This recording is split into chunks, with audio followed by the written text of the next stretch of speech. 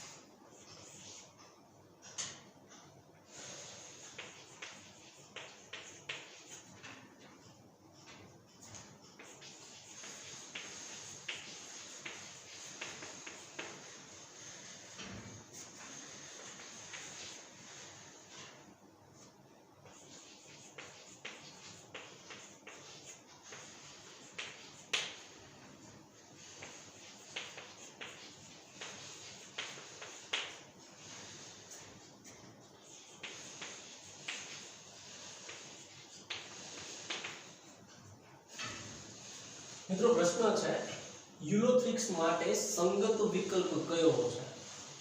હવે અહીંયા જે છે ને વિકલ્પ A B C D option 4 જ છે, પણ ચારે ચાર ઓપ્શનમાં બે માહિતી ભેગી લીધી છે. યુલોથ્રિક્સ જે છે એના માટે તો ભાઈ અલિંગી પ્રજનનમાં શું સાચું અને લિંગી પ્રજનન માટે શું સાચું યુલોથ્રિક્સ માટે, બરોબર? એ સંગત વિકલ્પ આપણે લેવાનો છે. યુલોથ્રિક્સ જે છે એમાં કલિકા સર્જન તો જોવા મળતું નથી, પછી બીજાણુ સર્જન જે છે એ જોવા મળે છે, બીજાણુ સર્જન. પણ બીજો ઓપ્શન સામે જોવા જઈએ તો લિંગી પ્રજનનમાં વિષમ બીજાણુ નહીં, એની અંદર સમ બીજાણુ હોય છે. અવખંડન જે છે, અવખંડન જોવા મળે પણ તો વિષમ બીજાણુ જોવા મળતા નથી, સમ બીજાણુ. તો અહીંયા ઓપ્શન આપેલો છે અવખંડન અને ચલ બીજાણુ. એની અંદર કેવા તો ચલ બીજાણુ જોવા મળે છે, કશાધારી છે, બરોબર? તો અવખંડન અને ચલ બીજાણુ દ્વારા અલિંગી પ્રજનન કરે છે અને લિંગી પ્રજનનના બીજાણુ કેવા છે કે સમાન છે.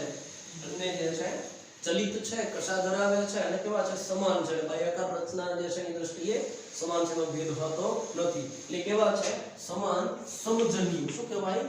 સમજન્યુ, બરાબર? તો એ જે છે લિંગી પ્રજનનમાં જોવા મળે અને અલિંગી પ્રજનન અવખંડન અને ચલ બીજાણુ જે છે એના દ્વારા જોવા મળે છે.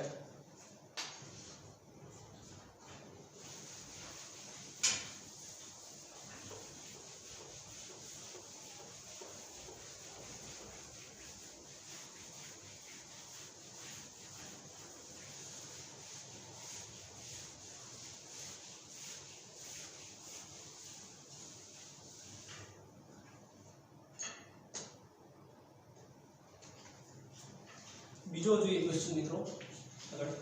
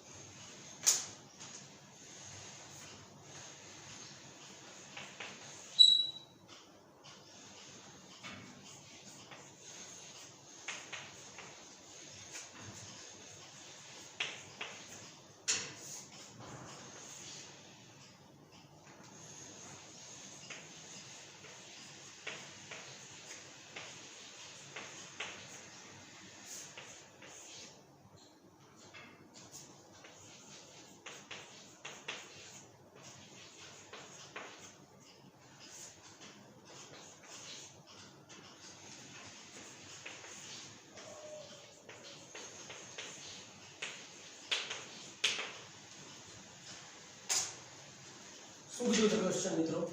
નિમ્ન કક્ષા સુકોષ કેન્દ્રીય નિયમિત આકારના પ્રજીવ અને પૃથુકૃમિમાં દ્વિભાજન સમયે કોષરસનું વિભાજન કયા અક્ષે થાય છે?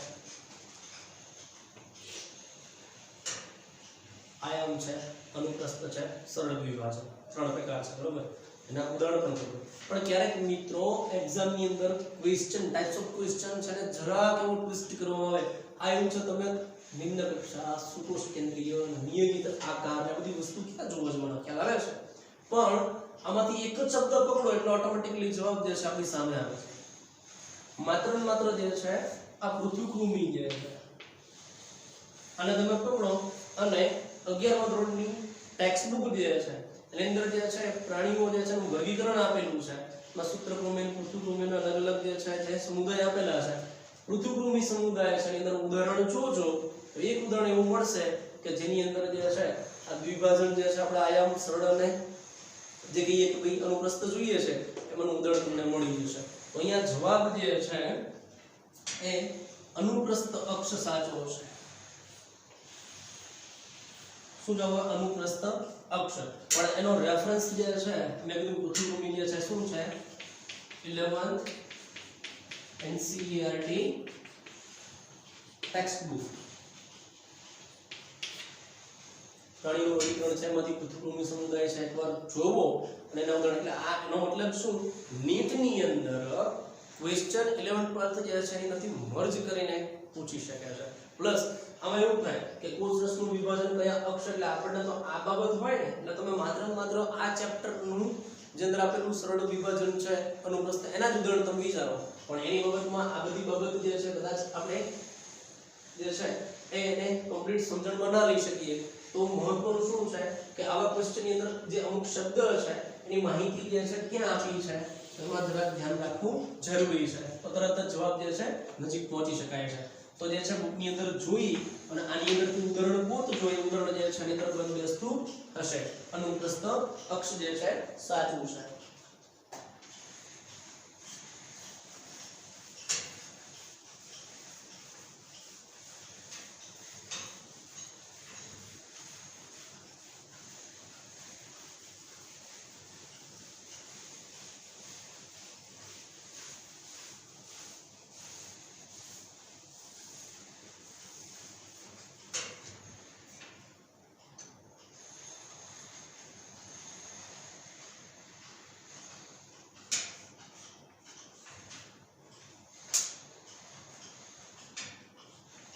આગળ જોઈએ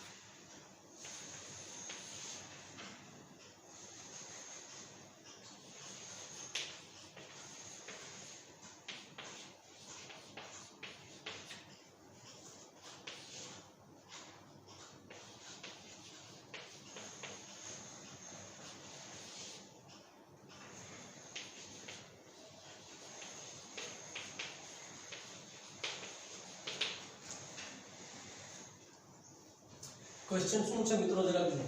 નીચે આપેલ પૈકી કઈ વનસ્પતિમાં અચલ પક્ષમાં વિહીન બીજાણુનું નિર્માણ જે છે સામાન્ય રીતે ઉદ્ભવે છે એટલે કે અચલિત બીજાણુ, ચલિત અને અચલિત જે છે. પેનિસિલિયમ ઓપ્શન છે, પેનિસિલિયમ, એસ્પરજીલસ, મ્યુકર અને A અને B બંને. તો એ મિત્રો સાચો જવાબ જે છે A અને B બંને છે. એ અને બી બંને છે એમાં કેવું છે તો કે પેનિસિલિયમ અને એસ્પરજિલસ આ બંને જે છે એની અંદર બીજાણુ નિર્માણ જોવા મળે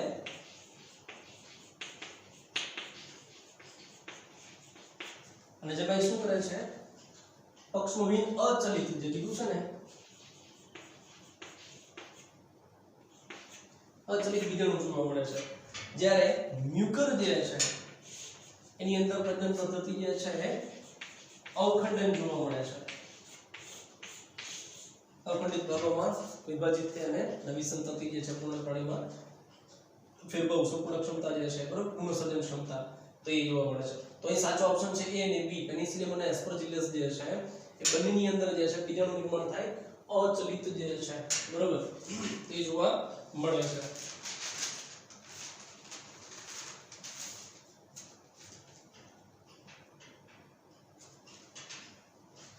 જેને કોનિડિયા ફોર તરીકે અથવા કોનિડિયા તરીકે પણ ઓળખવામાં આવે છે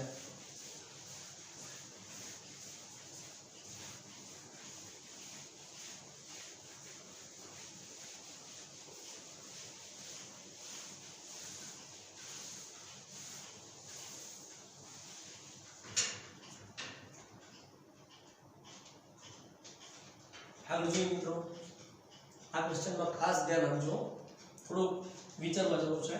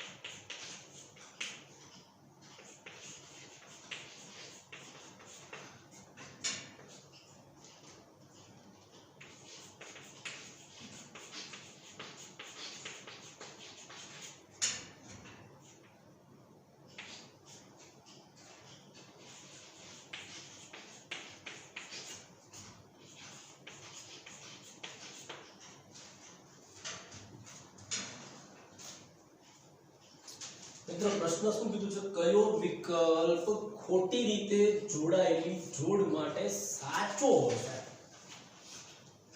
ખરેખર કયો વિકલ્પ એવો છે આમાંથી કે જે ખોટી રીતે જોડાયેલો હોય બરાબર એ વિકલ્પ જે છે ગોતવાનો છે કે જે સાચો ગોતવાનો છે એટલે બાકીના બધા સાચા એક એવો છે જે ખોટી રીતે જોડાયેલો છે એની જ પસંદગી તમારે કરવાની છે પ્રશ્નને જરા વ્યવસ્થિત સમજજો બરાબર તો શું કીધું છે જેમ્યુલ્સ ઓપ્શન એ જેમ્યુલ્સ સ્પોન્જિલા કલિકા સર્જન ત્યાર પછી બી ઉત્પાદીય બીજાણુ પ્લાઝ્મોડિયમ અને બીજાણુ સર્જન ઓપ્શન સી ચલ બીજાણુ એસ્પરજિલસ અને કલિકાઓ ઓપ્શન ડી ગણી બીજાણુઓ પેનિસિલિયમ અને અલિંગી પ્રજનન.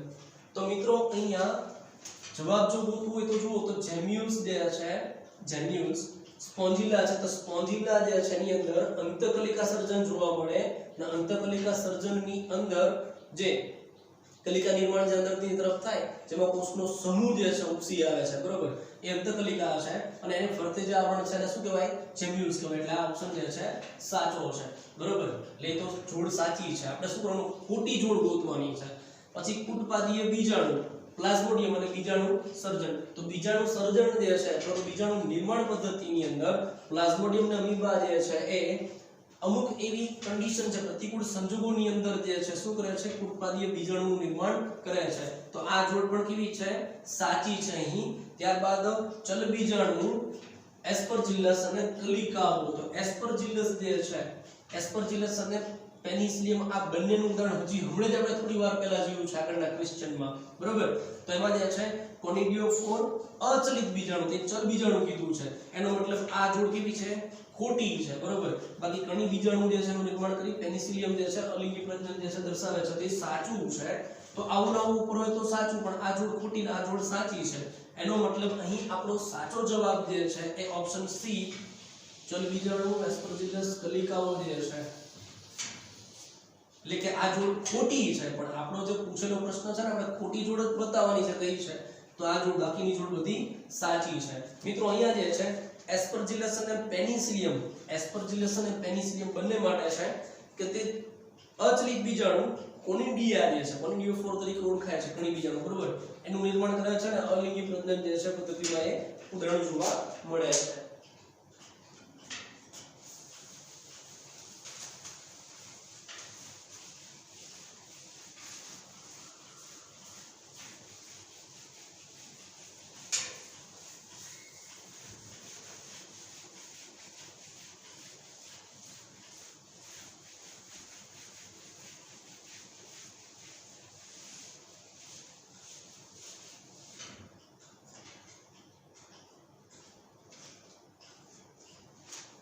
આગળ જોઈએ મિત્રો,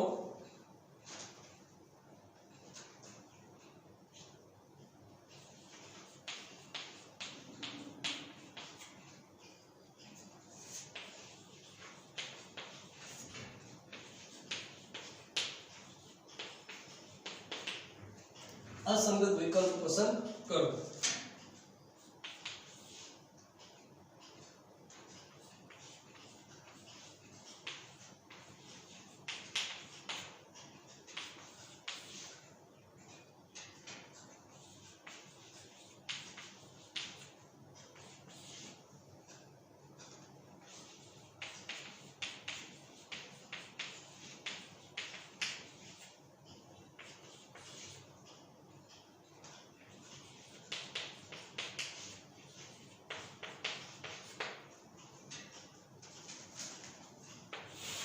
શું કીધું છે? અસંગત વિકલ્પ જે છે આમાંથી આપણે અલગ કાઢવાનો છે, બરોબર. તો અહીંયા અસંગત વિકલ્પ જે છે યુલોથ્રિક્સ છે. અસંગત વિકલ્પ જે છે યુલોથ્રિક્સ છે. પણ કેવી રીતે જોઈએ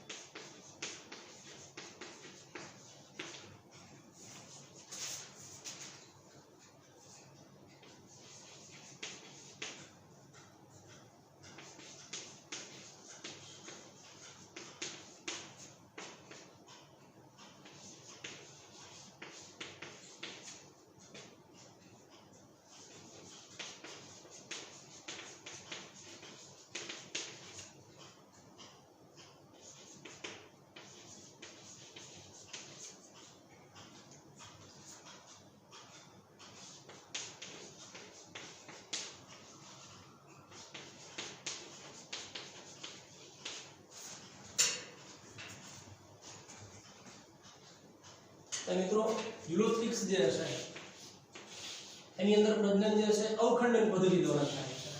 અવખંડન દ્વારા. જ્યારે ડિપ્ટીઓટા છે, ફ્યુક્સ જે છે, પ્રોટોસાયફોન છે, એની અંદર પ્રજનન જે છે કલિકા જે છે એના દ્વારા થાય છે. એટલા માટે આ ત્રણેયની અંદર જે છે કલિકા દ્વારા પ્રજનન અને આ જે છે એની અંદર અખંડિત. તો શું કીધું? અસંગત કીધું છે. તો ત્રણેય ચારેયમાંથી અસંગત છે યુલોથ્રિક્સ. તો એ આપણો સાચો જવાબ છે.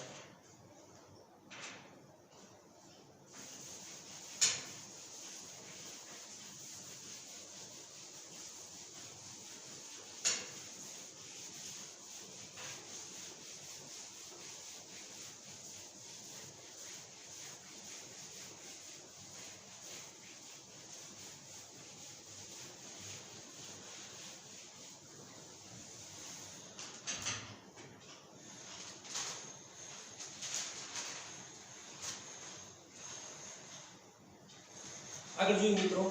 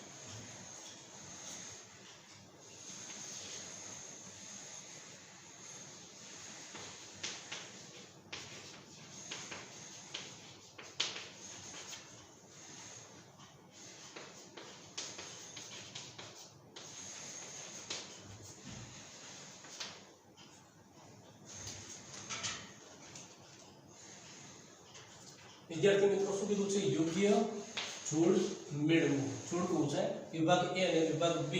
વિભાગ A ની અંદર શું કીધું છે? અલિંગી પ્રજનન. અલિંગી પ્રજનન માટે શું સાચું છે? તો અલિંગી પ્રજનન પદ્ધતિ એવી છે કે જેમાં એક જ પિતૃમાંથી સંતતિ સર્જાય છે. તો એણે જે છે અલિંગી પ્રજનન એ છે એની સાથે સાચો જવાબ થશે એક જ પિતૃમાંથી સંતતિનું સર્જન.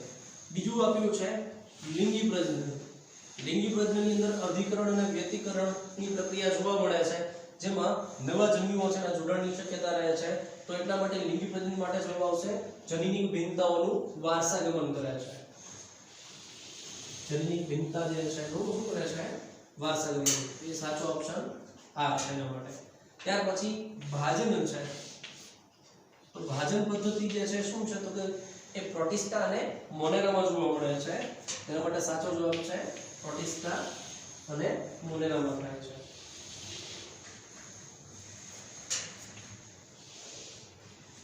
અને છેલ્લું જે છે અનુપ્રસ્થ દ્વિભાજન. શેમાં જોવા મળે છે? અનુપ્રસ્થ દ્વિભાજન છે પેરામીશિયમ જે છે એમાં થતું જોવા મળે છે. તેનો સાચો જવાબ છે P. તો આ જે છે મિત્રો સાચા જવાબ છે. અલિંગી પ્રજનન છે એક જ પિતૃમાંથી સંતતિ બનવી, લિંગી પ્રજનન છે તો એમાં ભિન્નતા જે છે વાસગમન થવું, ભાજન છે પ્રોટિસ્ટા અને મોનેરામાં થાય છે, અનુપ્રસ્થ વિભાજન છે પેરામિશિયમમાં થતું જોવા મળે છે.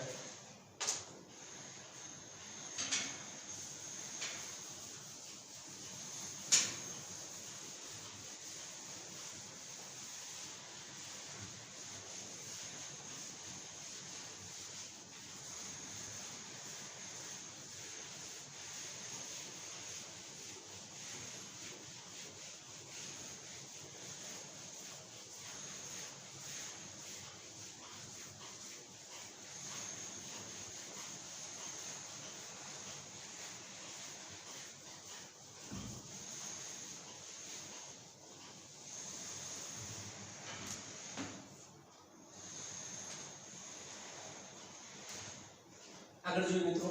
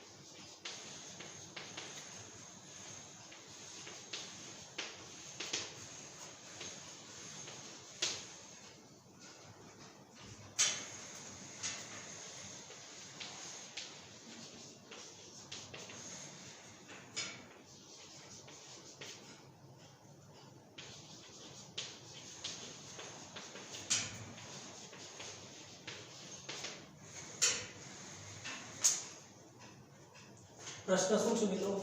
નીચે પૈકી ખોટું વિધાન ખોટું વાક્ય જે છે પસંદ કરવાનું છે. શું કીધું છે? વિષમજન્યુ એટલે જે સમાન ના હોય તેવા વિષમજન્યુઓ રચના, કદ અથવા તો વર્તુળ બાબતમાં જુદા પડે છે તો એ શું છે વાક્ય? સાચું છે વિધાન. બરાબર. બીજું કીધું છે કે સમજન્યુઓ રચના, કાર્ય અને વર્તણૂક બાબત છે એમાં સમાનતા દર્શાવે છે, સરખા છે તો એ પણ વિધાન કેવું છે? સાચું છે. ક્લેડોફોરા જે છે એ સમજન્યુતા અને ફ્યુકસ જે છે એ વિષમજન્યુતા દર્શાવે છે તો એ પણ વિધાન સાચું છે. અહીંયા ખાસ જો વિષમજન્યુમાં માદાજન્યુ કદમાં નાનું અને ચલિત હોય છે જ્યારે નરજન્યુ જે છે કદમાં મોટું અને અચલિત હોય છે. મિત્રો જ્યારે એક્ઝામ ની અંદર આવા લાંબા વાક્ય વિધાન આપેલા હોય ત્યારે શાંતિથી જે છે એને વાંચી અને વિચાર કરવો, કેમ કે શું થાય ઘણી વખત જે છે એ આપેલી બાબતો છે ને એ તમને એક નજરમાં સાચી પણ લાગે પણ ખરેખર જે છે ખોટું પડે, તો વિચારી અને પછી જવાબ જે છે લખવો. તો અહીંયા આ વિધાન ખોટું પડે છે કે માદા જે છે જન્યુ એ કદમાં મોટા અને અચલિત હોય છે, જ્યારે નરજન્યુ કદમાં જે છે નાના અને ચલિત હોય છે. તો આ વિધાન ખોટું છે. આપણો સાચો જવાબ જે છે શું થશે? ડી ઓપ્શન જે છે આપણો જવાબ આવશે અહીંયા. તો ખોટું વિધાન વાક્ય ઓપ્શન ડી છે. વિદ્યાર્થી મિત્રો, આવા જ નવા પ્રશ્નો જે છે MCQ છે એની પ્રેક્ટિસ સાથે મળીએ આના પછીના નેક્સ્ટ લેક્ચરમાં. ત્યાં સુધી આવજો.